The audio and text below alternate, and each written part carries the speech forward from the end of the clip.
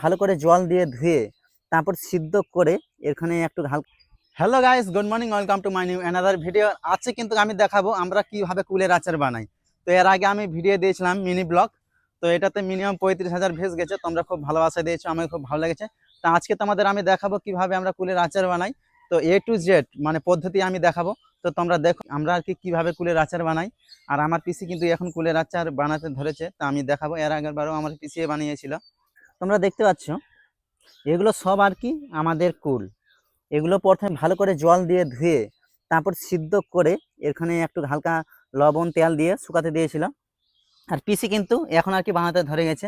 ওই যে এরকমভাবে ছানছে নিজের হাত দিয়ে পিসি, তো লবণ তেল এমনকি হালকা চিনি আর সিদ্ধ করে এরকমভাবে ছানছে, তারপর শুকাতে দেবে। তারপরে আমরা বর্ষার সময় আর কি পুরো একদম জবরদস্ত আর কি চাটনি আর কি ভালো করে তখন চিনি লবণ দিয়ে খাবো। তো তোমরা দেখো, এটাই হচ্ছে আমাদের কুলের আচার বানানোর পদ্ধতি। আমাদের বাড়িতে এর আগেও বানিয়েছিল।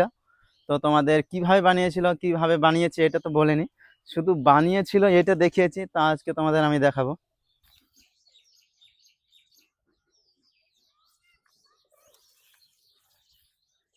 আর আমরা যেহেতু এরকম ভাবে বাড়িতে আর কি কুলের আচার বানাচ্ছি, তো দেখে হয়তো খারাপ লাগতে পারে, কিন্তু যারা বিক্রি করে, যারা বানায়, তাদের এগুলো বানানো দেখলে না আরো খারাপ লাগবে আর খাওয়ার ইচ্ছা করবে না। আমরা তো পিওর ভাবে ভালো করে বাড়িতেই বানাচ্ছি, যেটা আমরা খেতে পারবো একদম আরামসে। করে শুকাতে দিতে হবে রোদে, তাহলে আর কি বেশি দিন লাস্টিং করবে, তাড়াতাড়ি নষ্ট ধরবে না, পোকা খেতে পারবে না। লবণ হালকা করে মিক্সচার করে দিলে আর শুকাতে দিলে তারপর পোকা খেতে পারবে না। অনেক দিন ধরে আমরা এগুলো খেতে পারবো। এই যে পিসি বানাচ্ছে, আর এটা কিন্তু পিসি এই মাচাংটা বানিয়েছিল আর কি শুকাতে দেওয়ার জন্য।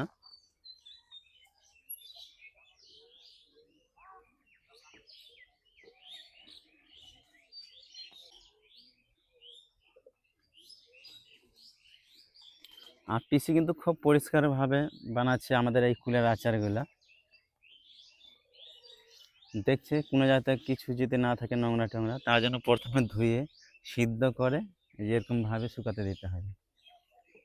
এর আগেও ওই যে এগুলো শুকাতে দিয়েছিল, তার জন্য এগুলো সব দাগ দাগ হয়ে আছে। এর আগে বানিয়েছিল, ওই যে দেখো এরকমভাবে শুকিয়ে গেছে, পুরো একদম পুরো শক্ত হয়ে গেছে।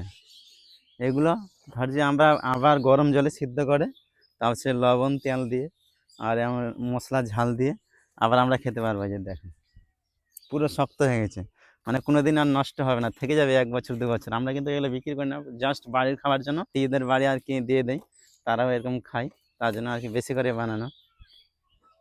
আর যে আবার পিসি কিন্তু বানাচ্ছে। আর তাছাড়া ওই যে আমাদের শীতল, দেখো অনেক দিন এগুলো আর কি বানিয়েছে, তো সেরকম খায় না, তো এখন অনেক আছে। আর এখন কিন্তু বিকেলবেলা, দেখো কত টাইট হয়ে গেছে। দেখো পিসি কিন্তু লম্বা করে দিয়েছিল, তারপরে যে গোল গোল করে দিয়েছে পিঠার মতো পুরো একদম। তো তোমাদের কেমন লাগছে, তোমরা বাড়িতে বানাতে পারো এরকম আচার।